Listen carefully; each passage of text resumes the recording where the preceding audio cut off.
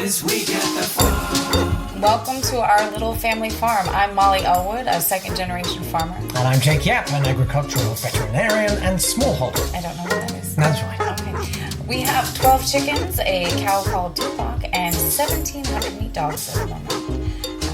This podcast is our way of telling the story of our farm, so welcome. Coming up in the podcast today, Yes. backyard dogs. Yes. You've got some bad news about your ankle, Oh, yeah. bad news about your husband, Yeah. and bad news about food. But, I mean, that's farming, right? Yeah, I mean, all those, nobody said it was going to be easy, so. Yeah, today is hard. On that upbeat note, let's start the show. Great. This week at the farm. So, welcome to the podcast. Molly, you've been farming dogs for how long now? Oh, well, personally, been about 8 years myself, but the farm's been around since 1981. Okay. And this podcast is really just you welcoming people in, really. Yeah. I really want to make it more of a destination. I want people to come visit. I want them to come see the farm, see how it works. And also, if you can't come, you can come to the podcast and feel like you're part of the farm. So That's nice. And so we thought we'd start with your kind of news from this week.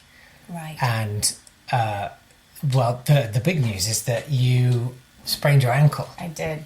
So what happened? Oh, it's both gross and embarrassing. Like, can I share? Yeah, that's what we're here for. Well, I slipped on a dead Chihuahua in the Chihuahua shed. There's a lot of them, and we keep cement so we can keep it nice and clean. But yeah, I slipped and sprained, just twisted it right under. So Was that when you were doing is it called the dead walk or something? Every morning you have to... every morning, we go in and check to see if anybody. And yep, Oh. 8:29. And Always a pain in my butt, and now literally. Wow. Yeah. Okay. So who's going to be doing all the farm chores? Can you actually... Well, yeah, no, I'm supposed to stay off my foot for a little bit. So, no, I have Peggy. Peggy's one of our farm hands. She works at the farm. She's been here forever. So she's going to take over. But, I mean, her schedule's super full. So I think, we're going to have to do a little more, less fastidiousness with our feeding schedules. Okay. Well, speaking of food, actually, you've had to buy in food. Yeah, the weather's been pretty bad, so we haven't been able to let the dogs just kind of forage like we like to do. So we've had to buy a lot of grain, and that grain and grass right now, and it's really expensive. Yeah. Because, I mean, you're right that the best diet for a dog is if you can just let them forage for themselves. So it might Right. be a dead bird one day, Yeah. a plastic bag the next. Bunch of mushrooms, yeah. Yeah, exactly. Not And that actually- one patch. That one patch, that was really weird summer. Oh, okay. Got Yeah, I that bet. patch, Yeah. But speaking of plastic bags, of course, there's nothing wrong with that. No. I mean, it's just, especially, some of the times we feed them, we get a lot of gleaned food, like there's a Hostess shop near us. Do you know Hostess? Maybe you don't know it here. It's like a snack cake shop. Yeah. We get all their As in leftovers. Twinkies. And ding dongs and things like that. So we get their leftovers. We get their a lot of Wonder Bread, a lot of cakes and snacks and stuff, and we were able to just shove it off the back of the truck for the larger dogs, and they can just eat it. Everything's edible, so. So they eat the plastic and all. Yeah, Well, quite right. Yeah, I mean, yeah. it's what happens with pigs. Yeah. It doesn't do any harm. They're to not to around dogs. long enough for it really to have a problem. So. Yeah. And I mean, as any dog owner, And also love to eat while I feed them. really, I mean, just some for you, some for me. why not? Yeah. I don't eat the plastic. Any dog owner will tell you that. I mean, a dog will eat pretty much anything at all. Yeah, including dog feces. And actually, I mean, you'll know this, but I don't know how much people know outside the kind of world of farming. But feces are a perfectly normal food diet for farmed animals. So Yeah. Generally not their own feces, though, right? no, so chicken feces are fed to cattle. Also, chicken feathers are fed to pigs. And so dog feces and dogs eating their own feces is there's absolutely no harm in Yeah, that. we try and make sure that they're not eating their own feces. Like the smaller dogs eat the bigger dogs. Okay, that makes sense. A lot of cat food. One of the weirdest that was ones. real appetizing, guys. But Well, one you of the can't weirdest- taste it. One of the weirdest ones I found out about whilst just having a quick look, was starfish meal, which Should I be feeding them that? well, you could. It's not all that cost effective anymore. But apparently, between the wars, starfish meal was quite often used. I'd love to feed my dogs that. I wonder if that sounds very exotic. Yeah, Starfish fed. maybe for Christmas. Ooh. And finally, how is Landon's gout? So this is your husband, Landon? Yes, my People who husband don't know. Landon. Yeah, it's flared up again, which is, again, hard, which means he can't be on his feet either. So Peg is having to do double the work right now. Well, because he presumably he can't see his feet because you get a huge swelling in the throat. Oh, yeah. Like a... Mostly it's his ankles. They're like the size of balloons. Wow. It's really gross. He can't get in his rubber boots anymore. He must look a bit like a poodle, when they shake. You know what I mean, with the bulby bits and the big ruff around the neck. Yeah, he's not doing so hot. I keep telling him he's obsessed with eating Labrador liver right now. He's on this diet that he just thinks he's gonna really like bulk up. He's been going to the gym a bit, weightlifting, and he was like, I'm gonna get into this whole liver diet. But the amount, I can't remember what the Uric chemical acid. is. That's it. Yeah. It really builds up, and it's really heavy in labs. So, I'm not. Wow. It's real hard. That's a gross. Throw it like a beach ball. Wow, come on. But how does he? Does he feel healthier? I bet he's got. I don't think so. No. We've been talking, but he should be laying off again a lot of things right now. But you tell a farmer what to do, and he's going to do the exact opposite. So we got to suggest more liver. I don't know. Yeah. I gotta see what happens. Yeah. Has it affected his voice? Is it? Is he sort of Donald Ducky now? Okay. It's real attractive. God, what you marry into, Donald Duck. Oh. Incredible.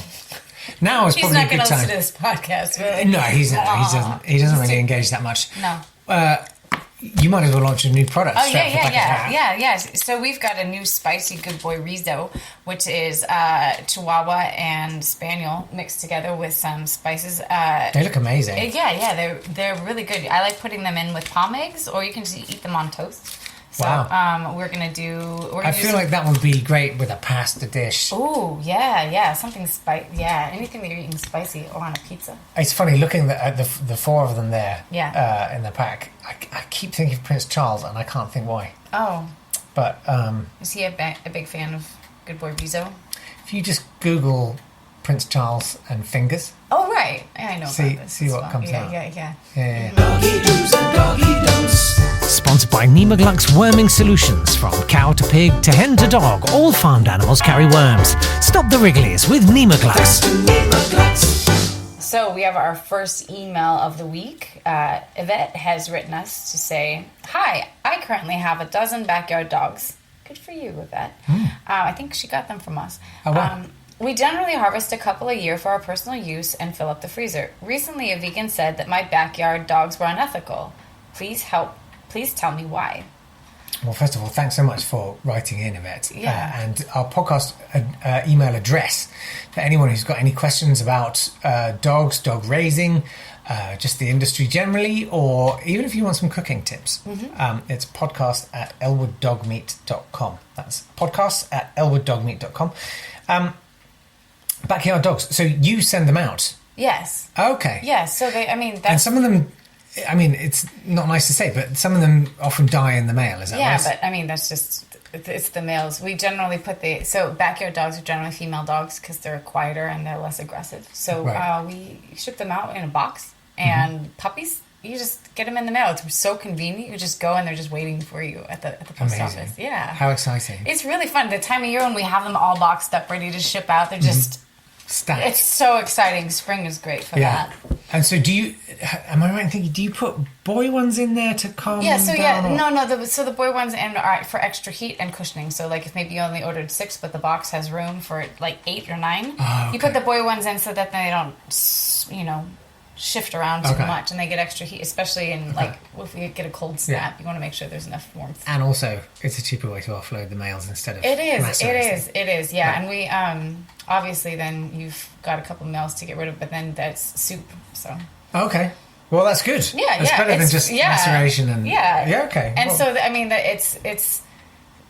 I mean, if that's a problem with ethics, I don't know what your problem is. well, coming on to the ethics thing. Yeah. So yeah, I mean, there was this argument that people make saying it's unethical because it's mainly the females and the male puppies often get macerated, and then there's also this sort of this sort of ridiculous idea that these animals, and we should make the point that all domesticated farm animals are bred for purpose. Like they're not there as pets, and they wouldn't survive in the wild. So to say it's sort of unethical to have them is silly, really, because they wouldn't survive anywhere else, and they wouldn't exist if we hadn't artificially inseminated them. So. Exactly. I think that a lot of people forget that this is again their purpose, and it's really it's what do they expect us to do with them? Just let them go? Yeah. I mean, it's Absolutely. ridiculous. Yeah, and I think it's great for kids. It's a great way for them to learn about where their food comes from. Exactly. Yeah, and Exactly. getting a hands-on experience and knowing where it came from, and as opposed to buying it from the store, where who knows how they were treated. You know, you've treated them yourself in your backyard. I mean, you can't get any more it's wholesome too. So, and it is literally hands-on. I think when you're throttling a puppy for the kitchen table, I mean, it's got to be one of the most memorable experiences a child can have. right, and they're going to respect the food a lot more. You know, they're gonna say, "I did that." Look. Yeah. And I found with my own kids because we have backyard puppy from you. yeah, And I remember when I made my eldest Strangler's first puppy, an amazing sort of side of it. He seemed much calmer. He was very, very, very quiet for some months. yeah. I think they're just really processing like their connection to the world, you Yeah. know, and the fact that now that, you know, that now they're a man, kind of. Absolutely. Yeah, it's like their first cigarette. It's wonderful. Well, look, do write in if you've got any questions about dog raising, dog handling. If you've got a dog that has some kind of condition and you don't know what it is, or you're wondering what to feed them or how to enrich their lives, just get in touch. It's podcast@elwooddogmeat.com. What's cooking? Yes, it's time for What's Cooking. Oh, what's cooking? Oh my gosh, what is cooking? So, it was Steve emailed to say, it was a very simple question, what's the best way to cook Rottweiler? Now, obviously, you how many, you must have cooked a lot of Rottweilers. You've had more Rottweilers than I've had hot dinners, I suspect.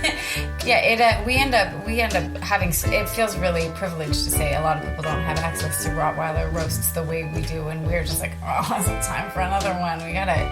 Starting to get we gotta eat the ones that get kind of freezer burned in the back, so we can get through them, so we can get some fresh ones. I really like the roast say that Roast three times. Rottweiler. Roast Rottweiler. Say that 3 times. We like to wrap it with some pug bacon and then season it with sage and put it in the oven for, what would you say that in Celsius? I don't know.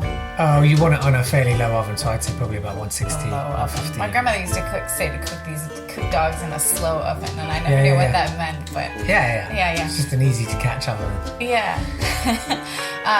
And then just make sure that I make soy sauce based sauce on top of it. That's really so that way it second just soaks in there. I was like, soy. Yeah, no, soy sauce. Not related at all. That's so nice with a glaze. Yeah. I mean, I know that we've eaten quite a lot of underweight Rottweilers that they're just not really going to fetch anything in the market. And so, and they can actually bring the head price down if you put them in with a herd. So, and the thing with the underweight Rottweilers, it can be very, very lean and quite tough. And so the trick with that is to kind of do a lot of the work ahead of time. So if you've got a meat grinder, grind it. Shred it is also If really not, good. shredding it's really, really good. Or just Some of tenderize you know what I got for Christmas was some of those shredders, those hand ones that you put them the on. claws. You put them in like gloves, and it's kind of like yeah. Edward Scissorhands. You just get to really get your feet, Yeah. your fingers Well, it's ironic. It's what I would always keep the front legs of the Rottweiler, and I would actually use their own because they work perfectly. Right. And for salads, everything. Right. They're really good service. So yeah, if you've got the whole dog, maybe give that a go. Yeah. Alternatively, you could just tear up some chunks of tofu, douse them in soy sauce, like you said, in a bowl, stir it around, and then a dollop of mayonnaise. Stir it all in and roast that in a quick oven at 220 until it's crispy and golden. But I don't know why you would do that. That sounds awful. Gross. Have you ever done that with cornstarch on it as well? You don't need it. You don't need any of it because it's tofu and it's disgusting. Yeah. It's gross. Give me Rottweiler paws every time. Now in a bit we're going to talk to our farmhand of the week.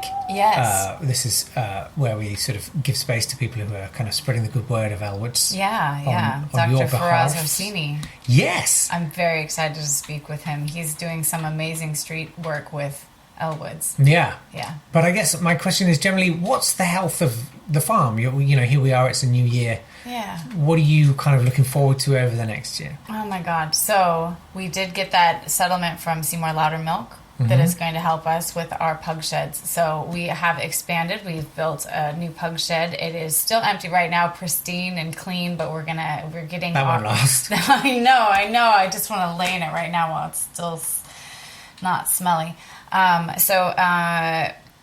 We started going into breeding very quickly.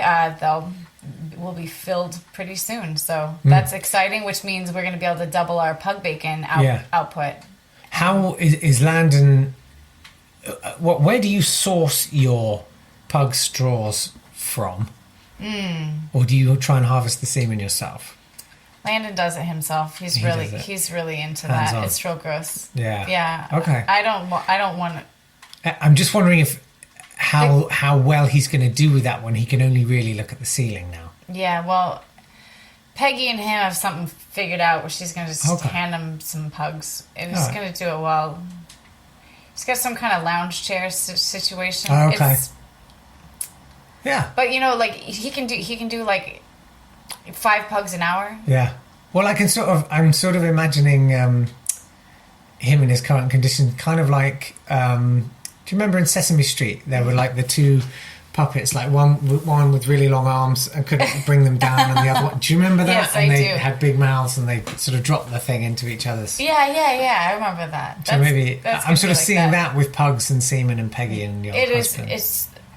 It'll work. It'll work. I think I'm going to be gone that weekend. I don't think it's hard to maintain a relationship when you've seen them harvest pug semen. It's not good for a marriage.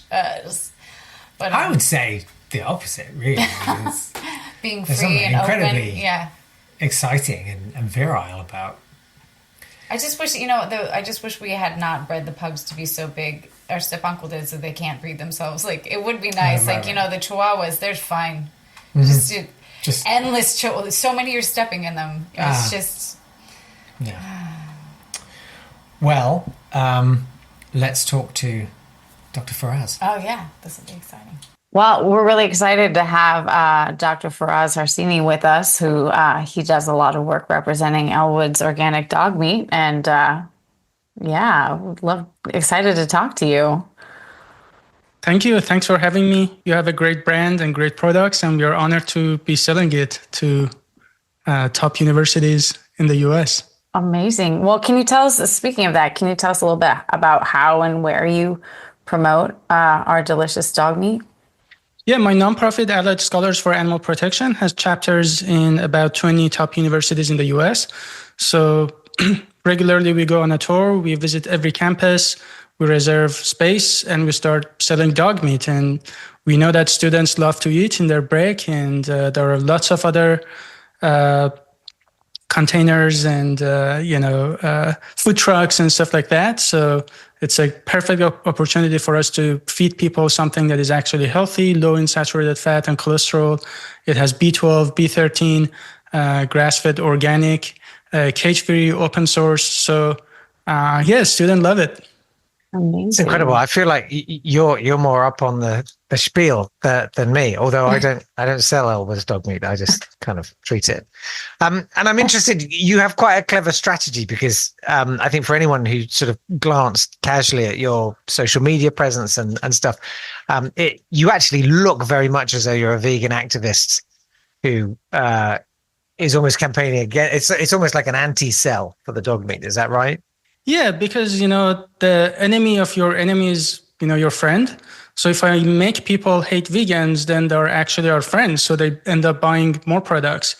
Yeah, That's kind of like how whenever you hear people say for every, what is it? Oh, it's the fans of us that say for every dog you don't eat, we're going to eat two more. I mean, it's similar. Yeah, exactly.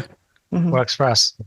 Well, so I would think that, it probably helps you recruit, the vegan rapper, the fake rapper helps you, recruit a lot of like pink-haired, unwashed students with piercings who, wouldn't otherwise promote the great taste of dog meat. I bet that really helps with the vegan thing.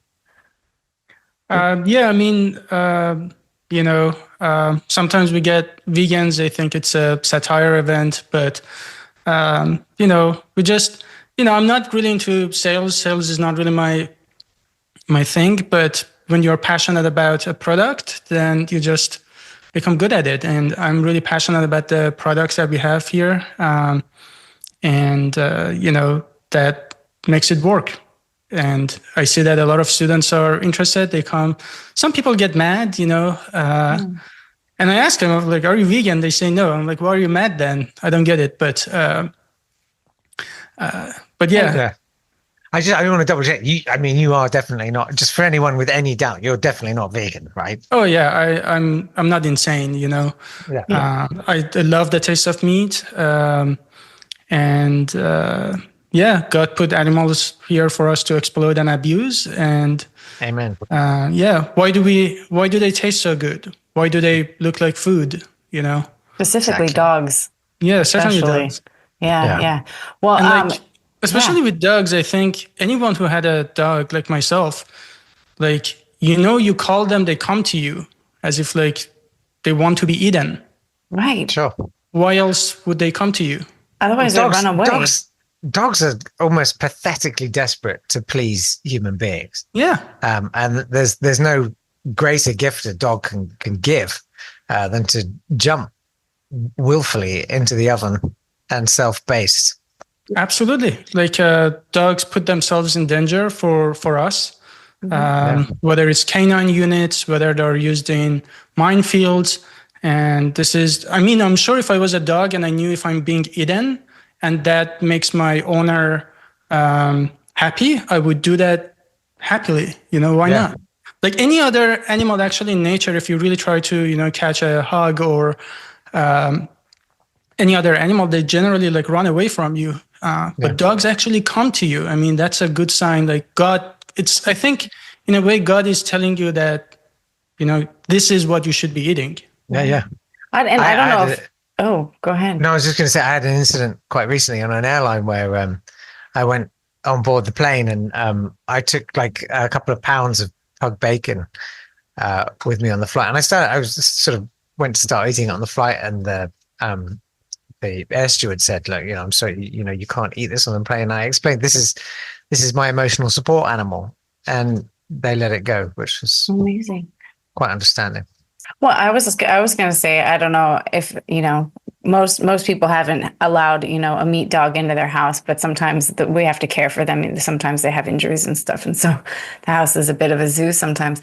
But I don't know if you've ever eaten near a meat dog, they basically almost jump onto your plate. Like they want to be on as close to the plate as possible. You mentioned earlier, though, that you'd had some, maybe some more dramatic interactions when offering dog meat samples. Can you share, maybe a memorable interaction or two? There was a guy who was, holding his dog really tightly, and he was really annoyed, and he was like, "You're gonna eat my dog? You're gonna eat my dog?" He was just losing his mind. which is crazy because I asked him if he was vegan and he said he wasn't. So he was eating cows and chickens and pigs and other animals. So I don't get that. And other challenge that we have is like students sometimes get really emotional and they complain. And it's not that we just sell Elwood. We also have lots of posters around the campus. So a lot of people just like throughout the day see these posters for free dog meat and they go and complain to university. And so we get, emails from universities that, hey, students are uncomfortable. I'm like, what are you talking about? You guys are eating and selling all those other animals. And in a way, it's hurting, I guess, free speech and freedom in this country. Why is it okay to eat so many other animals? I mean, just not dogs. I mean, what's so different about dogs except the fact that they taste better? Yeah. Mm-hmm. It does feel a bit, what's the word? As you say, kind of singling them out like that just feels quite bigoted in a way. Especially, I mean, do the colleges have other posters around for maybe advertising, maybe barbecues, like all the time. Fraternity barbecues and things like that? Yeah. All the time. There are pictures we took like literally side by side, that in fact, we actually stick one of these when we see advertisement for other animal products. I think that's a great opportunity for us to sell. So we actually put this posters side by side because if they're going to go have barbecue, they might come and get some free dog meat. Amazing. That's a great idea. And actually, I mean, clearly you're someone fantastically passionate about Elwood's and dog meat. How would you advise other students get involved if they want to? I mean, just contact us or contact Elwood. I love your products. Everything is available on your website. People can just buy samples and get the material and get going from there. See. I would say we bought some plastic meat from Amazon to put on our table as a demo. The real dog meat, of course, is wrapped and we keep it on ice, but people really just think that it's like meat. And I was like, who puts like raw meat on the table? It's quite funny when people are just exposed to the idea of dog meat, they can't really think rationally anymore. Interesting. And the fun thing is sometimes you're actually wearing like ASAP t-shirts. So it actually says Allied Scholars for Animal Protection. And that throws people off because they're like, oh, you're vegan. I was like, no, we're not vegan. Like there are tons of sanctuaries, tons of other animal rights groups that are not vegan. And they actually, they might actually have like barbecue in their fundraising. You're hearing everything about RSPCA and their humane and marketing. I think you're a living example of the idea that, you can love animals and eat them too. Yeah, exactly. Except, they sort of lied about it. We are not lying. We are as transparent as we can be.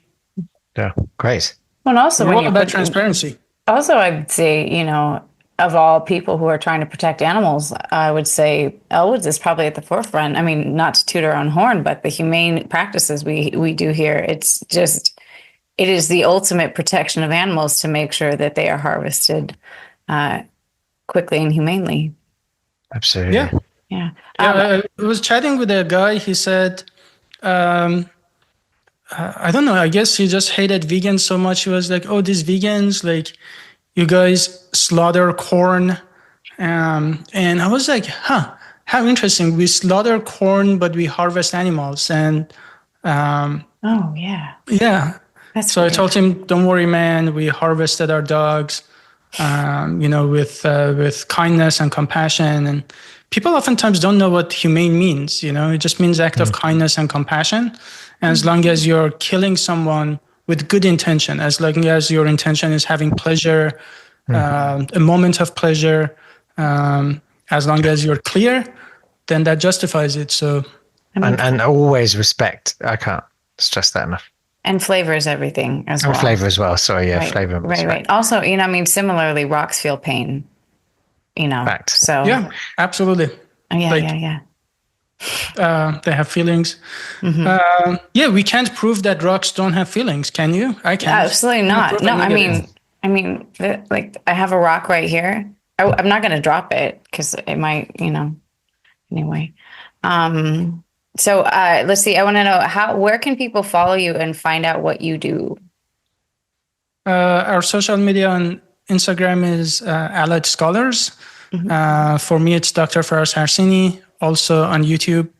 And our website is alliedscholars.org. Amazing. Fantastic. Please keep spreading the good word about Elwood's. But before you go, though, I just want to ask you, what for you is your favorite dog meat dish? I think it's German Shepherd because I got bitten by a German Shepherd before, and I really just hate them. So I don't want to see any German Shepherd alive. There is only one place I want to see German Shepherd. That's on my plate. I just say that. It's really interesting. Yeah. And I don't know if Molly, I think, you want to come in on that? yeah, and my research also shows for a lot of guys who are masculine and they really want to show their power, German Shepherds are really powerful. So just eating them and dominating them and drinking, like I really like the steak made from German Shepherd, sort of juicy, because I really want to like feel that dominance, that this is why we are the top of food chain, if you kill You're an alpha and you feel like it. Yeah, I mean, if you kill a tiny puppy, I mean, good, yay. But it's when you see German Shepherd and it's really good. It just makes you feel really powerful and dominant and masculine. So that's good. And for guys who are trying to make muscles, it's also a great source of protein. It's more energy efficient also because they're larger dogs. So you produce more calories per dog. Their just nutritional values are also higher. They're less in saturated fat. And it's really interesting because we talk so much at Elwood's about sort of respecting people's differences. Yeah. So Molly, I don't know if you want I have to come in speak. on I have this. to speak up on. So I hear what you're saying. So at Elwood's, that's the one dog we don't eat is German Shepherds because they're for us, they're friends, not food. But hearing it from you, you're a doctor.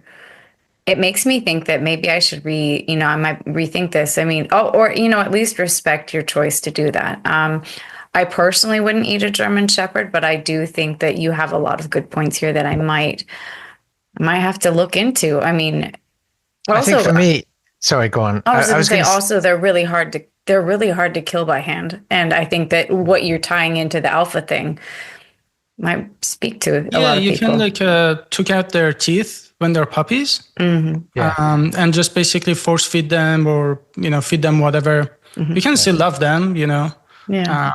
I think for me, there's that sort of I'd occupy that middle ground. For some people, when you say the word rabbit, some people think of pets, and some people think of a dish. So perhaps German Shepherds fall into that kind of both category. Yeah, maybe. Yeah, sometimes food, maybe a holiday food. Why is that? May I ask? Is it because you had German Shepherd before? It's because I had a German Shepherd that I really liked. You didn't name it, did you? I did. That's what happened. He was a meat dog, and I named him. And then I couldn't. And then I just figured, every other dog but German Shepherd. So we don't name any of the other ones. Just And generally, our German Shepherds are our Judas dogs. They're the dogs that lead the other dogs to slaughter. So they have a job on the farm. Yeah. And guarding us from people attacking us. Well, like I say, we're all about kind of respecting people's choices. Yeah. And I think that's really what it boils down to. I also encourage you, especially because you have marketing background. I think it's very profitable. So I encourage you not to let your emotions get in the way of making money. And I get it if you had connection with a person, with a pet, with a German Shepherd. I had a chicken as a kid. I really liked that chicken.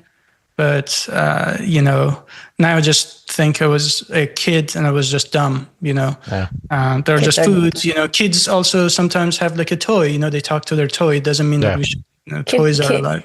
Yeah, kids are just dumb having any feelings. I mean, I think that's one of the hardest things at the farm is having to really just beat not beat, we're not hitting the kids, but we're trying to get the kids to just stop feeling connections to animals because that's just where problems start. I would say crush the compassion in air quotes. Yeah. It's been so lovely to talk to you. Yeah. Thank you so much. Yeah, thanks really for stopping by, and thanks for all of this and all your work. Yeah, my pleasure. Amazing. I mean, thank you for having such a great product and really trying to get people to think rationally instead of being emotional and lose their shit, and actually feed them something that is healthful, humane, and sustainable. So I'm all about everything you're doing. So thank you. Thank you. Huge thanks to Dr. Faraz. Yeah. And we will have another farmhand contributing next time. And as always, we really welcome your submissions. It's a podcast at elwood.dogmeat.com if you'd like to get in touch about anything dog related, really. And I think we've got one more to close out with, haven't we? Yeah, so another full mailbag this week. Thank you for the contributions. Here's one from Veronica. You sickening so-called people. You are so disgusting and pathetic and disgusting and nasty, horrible people. Okay. Shame on your family and your country and your dog-eating customers. Okay. Veronica. That's nice. There's another one here from Louis. Where, because you've got an online contact form, haven't you? Right, I do. And so it asks the question, how did you hear about us? He says, I sniffed a pile of shit. And the message is, fuck you, get cancer. All right. Yeah, well... Haters gonna hate. But yeah, do get in touch with the podcast at elwood.meat.com. Anything positive you'd like to share would be great. That would be lovely. But, whatever you want to say, we're here to hear it. Molly, I hope your ankle and, dare I say, arse get better. God, yeah, I hope so. Thank you. And we'll see you next time. Thanks so much for being here for the first one. Yeah, it's only going to get better from here, right? Yeah, it's all downhill from here. Bye. Bye. This week at the farm.